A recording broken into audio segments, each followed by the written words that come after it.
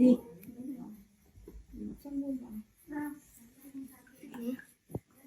Sư mà.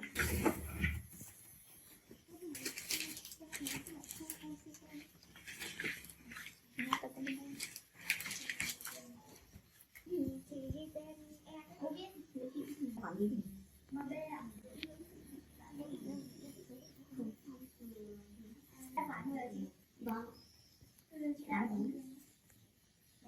Thì mỗi mặt bao nhiêu với cả chút không? Là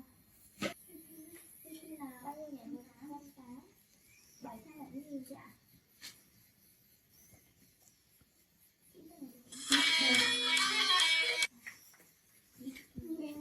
Đủ nha, không ăn của mình. Cái món đấy em lại. Ai gọi?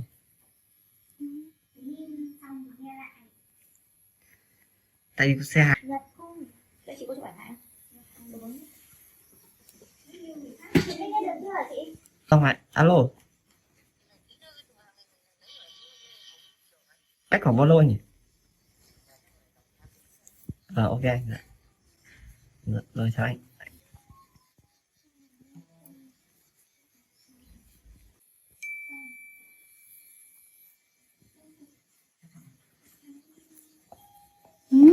Ngon đấy, ăn không chị? Ăn không bé? Ăn chưa? Chưa bố. Em ăn no rồi, ăn no. Rồi em cho chị.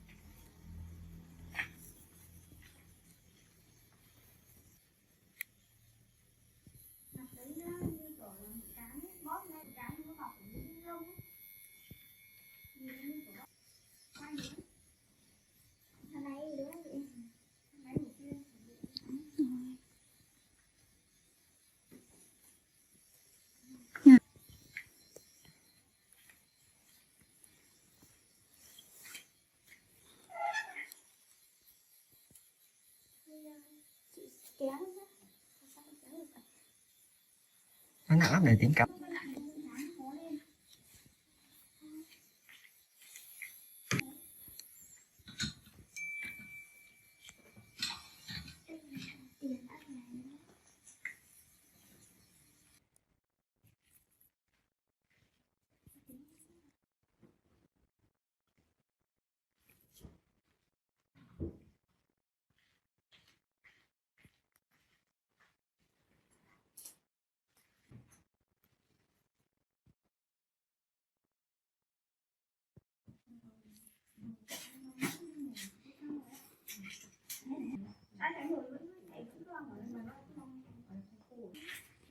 Lúc nào bình thường tuần ấy, ăn thêm nhé.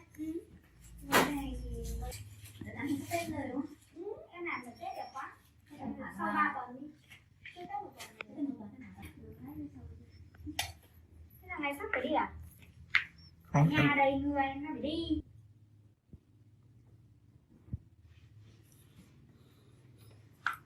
không quay xong rồi chứ. Anh á, anh chỉ là ô xin trong xe mới phục vụ thôi. Em rồi anh là giám đốc mà. Lương nó có cao. Ăn em đi quậy nhá. 3-4 lương. Chứ không lỡ đãi em. Rồi đãi mà. Thế. Thôi thật quá.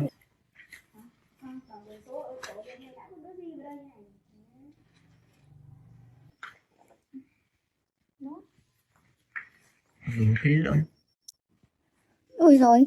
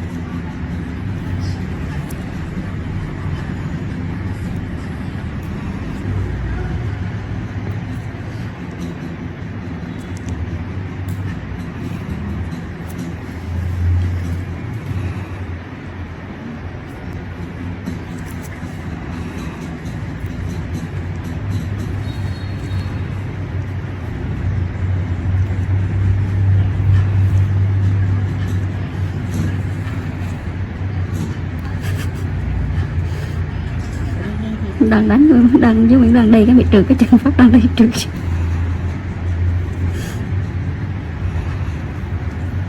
Cặp đá tay nặng.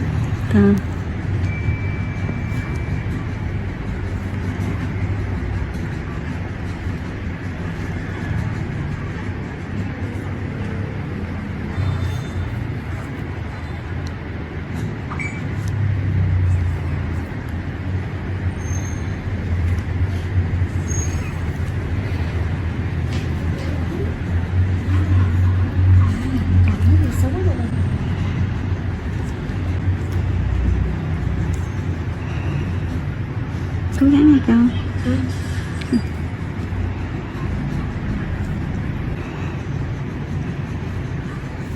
Cái chỗ này đang lún vô vậy sao?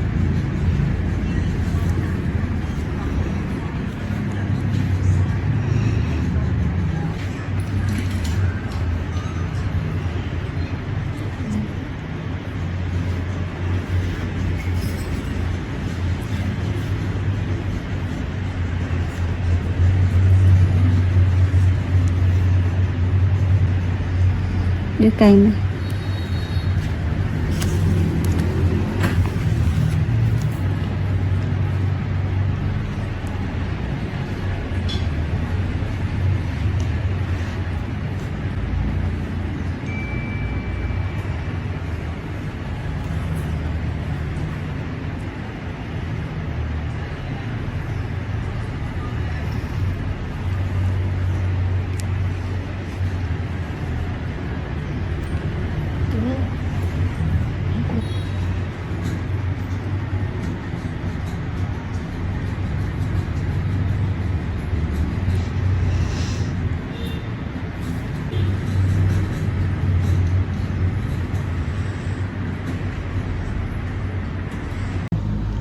Tay con hay vậy.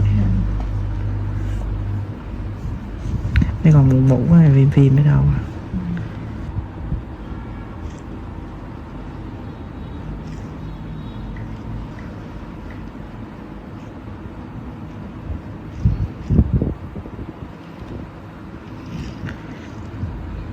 Qua Tết thì cho em đi 2-3 buổi nữa cho sạch luôn nhé.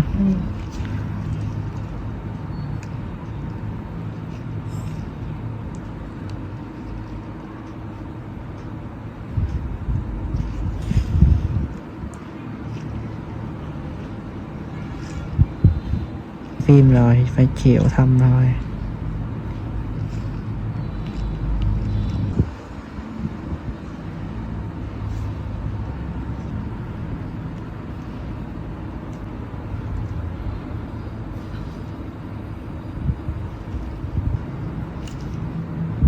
Thì đây.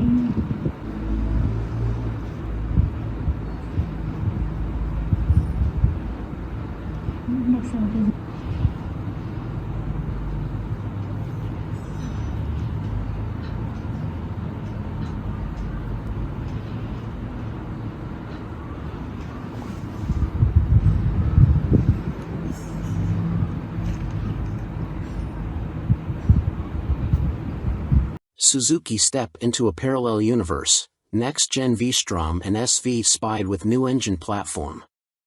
Suzuki's SV650 family, including the V-Strom 650, is one of the most successful and long-lived of modern middleweights, dating way back to 1999, but these spy shots reveal an all-new successor is coming. Spotted undergoing testing in mainland Europe, the shots reveal two models, a naked, SV-type roadster and V-Strom adventure bike, both using the same all-new engine platform. The much-loved old 645 cubic centimeters V-twin of the current SV and V-Strom has finally bitten the dust and has been replaced by an all-new twin, but now not in a V configuration but in the parallel twin layout, which now dominates the category with the Yamaha MT-07 family, KTM 790 and 890 Dukes and Adventures, the Aprilia RS 660 and Tuono 660 and even Honda's expected new 750 Transalp. Exact capacity of the new engine is not yet known, although 800 cubic centimeters seems most likely. It'll also be fuel-injected and ECU controlled and is expected to offer riding modes plus other electronic aids. the new engine also means an all-new chassis. Although the exact frame type can't be discerned from these pictures, it is likely to be a tubular steel trellis, mostly for cost reasons. A matching tubular steel rear subframe can be seen. The monoshock-operated swing arm is in cast aluminium, while both models have beefy inverted forks and multifunction LCD, not TFT, digital displays. But that is where the similarities between the two end. The SV replacement has 17 inches cast alloy wheels, twin Nissan radial brakes, a stubby, underslung exhaust and all-new bodywork with styling, particularly at the front with a new headlamp cowling housing 2 stacked LEDs, clearly inspired by Suzuki's recent GSX-S 1000. The Adventure V-Strom version has 19/17-inch off-road style wire wheels, more basic brakes, a higher exhaust, for off-road clearance, bash plate and bodywork and styling influenced by the current model, albeit also with the new stacked headlights. Although disguised, the two bikes look largely finished, suggesting they will be unveiled at the EICMA show in November as 2023 models. Suzuki's new parallel twin models in detail. Parallel lives, outgoes the old, much-loved, 645 cubic centimeters V-twin, and comes an all-new, more conventional parallel twin, similar to that of the MT-07 and other rivals. Sassy chassis, the new frame is likely to be tubular steel trellis, while suspension and brakes comprise beefy USDs and a mix of radial and conventional Nissans. GSX-S styling, SV Roadster replacement may get the GSX-S name, it's no longer a V-twin and has styling clearly derived from the GSX-S 1000. It's stacked. Both models have twin, stacked LED headlights which also debuted on the GSX-S 1000 and are a Suzuki signature. Phil West. By Phil West. You may also like Moto Guzzi V100 Mandello, 2023 on review. Author Michael Neves. Published October 24, 2022. Updated November 3, 2022. Moto Guzzi's new V100 is no thrown-together parts-bin special. New from the ground up, it's beautifully crafted with design cues from Guzzi's glittering history. Slits in its side panels mimic their 1976 Sierra Leonean Leon's Mans 850 and the top fairing tips a hat to the 81 Le Mans 853. It's evocative stuff, right down to the V100 Mandello's name that pays tribute to at home and a celebration of Guzzi's 100th birthday in 2021. But it's anything but a misty-eyed, two-wheeled reminisce. It's thoroughly modern with a tasteful color dash and lean-sensitive rider aids. Go for the 15,750-pound S model and you get extra goodies like semi-active Olean's Smart EC 2.0 semi-active suspension and an up/down quickshifter, too. In terms of elegance and detailing, the Guzzi puts its sports touring rivals in the shade, but what is the competition? The Kawasaki Ninja 1000 SX, Suzuki GSX-S 1000 GT, and BMW R1250 RS are obvious rivals, but in the flesh, it looks like a lowrider Yamaha Tracer 9, or Honda Northern Territory 1100. The Moto Guzzi's upright riding position even has shades of Aprilia Tuono V4 about it, which is no surprise as they're both developed by Piaggio at their Noali factory near Venice. Technically, the Mandello is a different beast to any previous Guzzi. Not only is it fitted with electronics that wouldn't look out of place on a superbike and a new engine, it's also the first production bike to have adaptive aerodynamics, although their effect is minimal. Flappy wings aside, Moto Guzzi has created a tasteful sports tourer that's neither bland nor shouty and offers the perfect mix of comfort, sportiness, tech and character. It's pricey, but the V100 Mandello is well made with great attention to detail and feels like a machine that's come from the heart rather than just a model produced to fill a gap in a model range. It's like nothing else around, which is all part of its appeal, and you never get the sense, either by riding or looking at it, that any corners were cut during its journey from design sketch to showroom floor. Ride quality and brakes. Next up, engine. 4 out of 5. April 5th. Although the Mandello might look chunky in pictures with its bold styling, larger-than-life powertrain and chunky exhausts, it sits surprising low. Shorter riders will feel immediately confident being able to get feet flat on the floor, and if the standard 815mm seat height is still too lofty, there's a low accessory seat available. The riding position itself is nigh on perfect.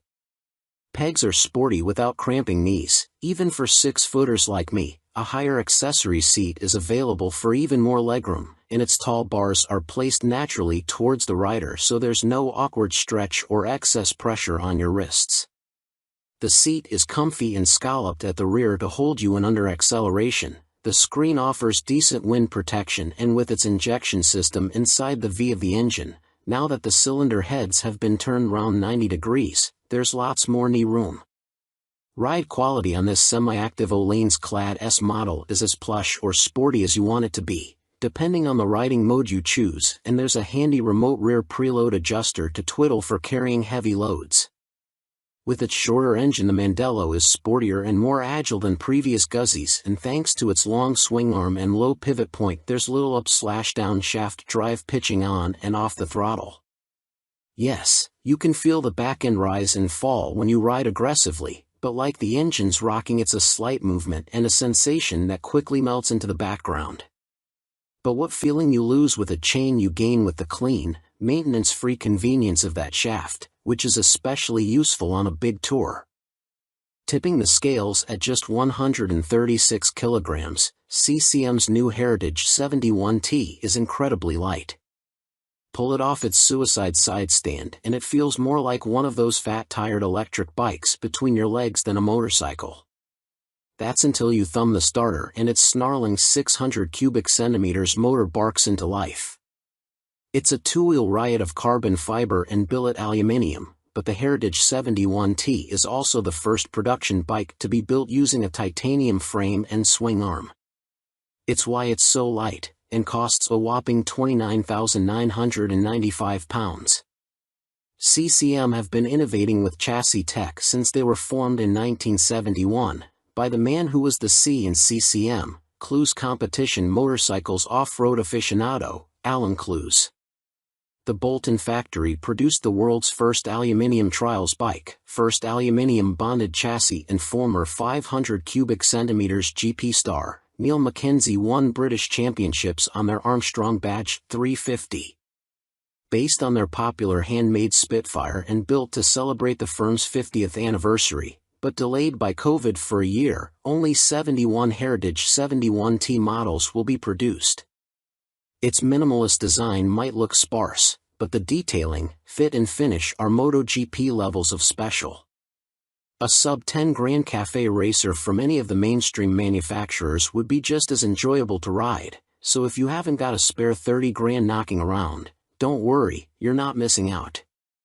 But the CCM will be worth it to the person with deep pockets and an appreciation of the engineering poured into it. It's a work of art you could stare at all day and never get bored, but it also works beautifully as a motorcycle with a lightness and purity to it that's a world away from anything mass-produced. It takes a CCM engineer a week to handcraft the Heritage's aerospace-grade 3L/2.5 VCW5R titanium chassis and apply its brushed satin finish. It's 6 kilograms lighter than the Spitfire's 4139 chromoly steel chassis. Not only is the 71T a featherweight piece of art that draws a crowd every time we stop during our test, it changes the handling dynamics. The chassis isn't as stiff as a steel-framed Spitfire's, thanks to the exotic material's more spring-like properties. But the CCM is still pure, direct, and there's none of the mush you feel riding a built-down-to-a-production bike with heavy components, sound deadening and vibe protection.